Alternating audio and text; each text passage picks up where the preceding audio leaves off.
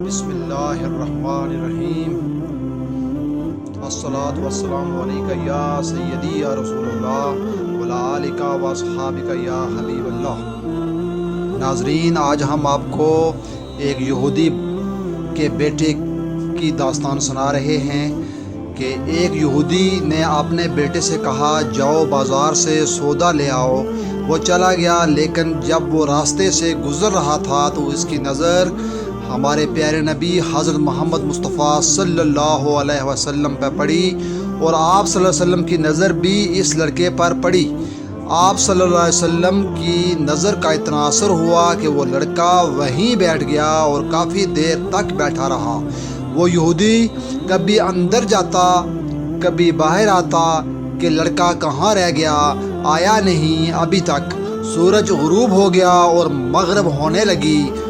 لڑکا شام کو گھر آیا تو باپ نے پوچھا، ارے نادان، اتنی تاخیر کیوں کی؟ باپ بہت غصے میں تھا کہ بڑا نادان اور پاگل بچہ ہے، میں نے کہا تھا جلدی آنا اور اس نے اتنی دیر لگا دی۔ تو میں سودا لینے بھیجا تھا اور تم خالی ہاتھ واپس آ گئے ہو۔ سودا کہاں ہے؟ سودا کہاں ہے؟ بیٹا بولا، سودا تو میں خرید چکا ہوں۔ باپ، کیا پاگل آدمی ہو تم؟ میں نے تجھے سودا لینے بھیجا تھا، سودا تمہارے پاس نہیں ہے اور کہتے ہو خرید چکا ہوں۔ بیٹا بولا، بابا یقین کریں سودا خرید آیا ہوں۔ باپ بولا، تو دکھاؤ کہاں ہے؟ بیٹے نے کہا، کاش تیرے پاس وہ آنکھ ہوتی تو تجھے دکھاتا میرا سودا کہاں ہے۔ بابا میں تمہیں کیا بتاؤں، میں کیا سودا خرید لایا ہوں؟ باپ نے کہا، چل چھوڑ، رہنے دے۔ وہ لڑکا روزانہ نبی پاک صلی اللہ علیہ وسلم کی خدمت میں بیٹھنے لگا۔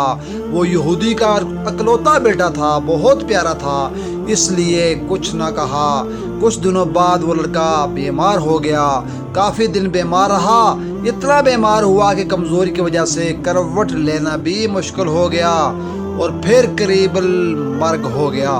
یہودی بہت پریشان تھا، وہ بھاگا ہوا آیا اور حضور صلی اللہ علیہ وسلم کی خدمت میں حاضر ہوا اور بولا، میں آپ کے پاس آیا ہوں، آپ تو جانتے ہی ہیں کہ میں یہودی ہوں، مجھے آپ صلی اللہ علیہ وسلم سے کوئی اتفاق نہیں ہے، مگر میرا بیٹا آپ صلی اللہ علیہ وسلم کو دل دے بیٹھا ہے اور اس وقت قریب المرگ ہے۔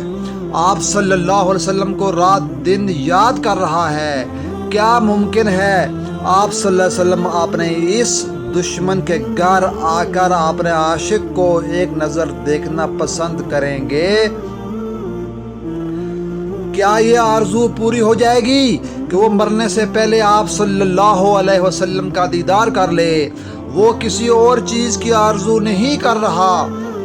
آپ صلی اللہ علیہ وسلم نے اپنے اصحاب سے فرمایا کہ تم لوگ بھی میرے ساتھ چلو اور جا کر اپنے عاشق کا دیدار کرتے ہیں اور اسے بھی اپنا دیدار کراتے ہیں۔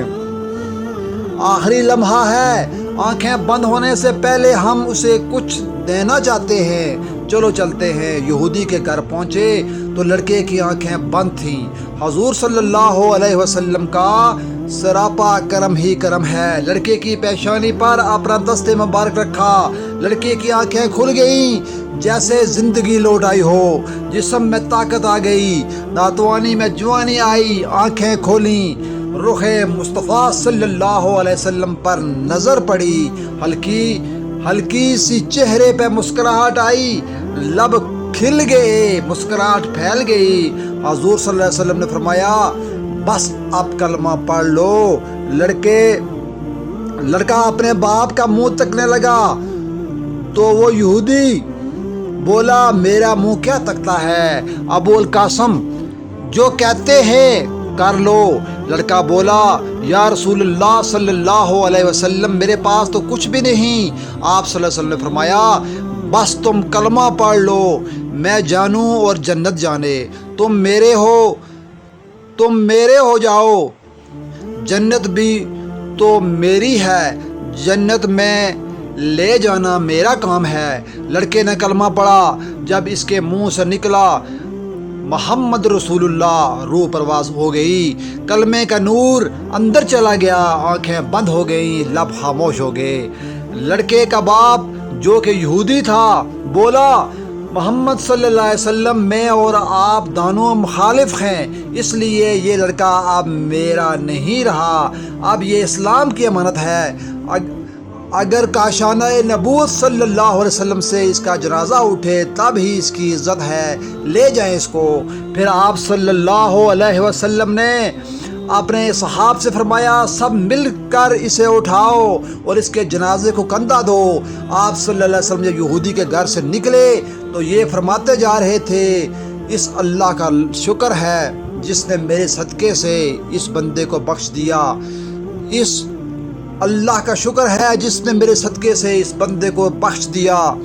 اللہ اکبر، کیا مقام ہوگا اس عاشق کی میت کا جس کو اصحاب رسول صلی اللہ علیہ وسلم جیسی عظیم ہستیاں کندھا دے رہی ہوں اور آگے آگے محمد رسول مصطفیٰ صلی اللہ علیہ وسلم خود ہوں۔ قبر تیار ہوئی، کفن پہنایا گیا، حضور صلی اللہ علیہ وسلم قبر کے اندر تشریف لے گئے، قبر میں کھڑے ہوئے اور کافی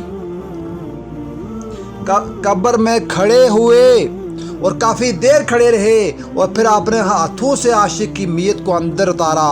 آپ صلی اللہ علیہ وسلم قبر کے اندر پنجوں کے بل چل رہے تھے، مکمل پاؤں مبارک نہیں رکھ رہے تھے۔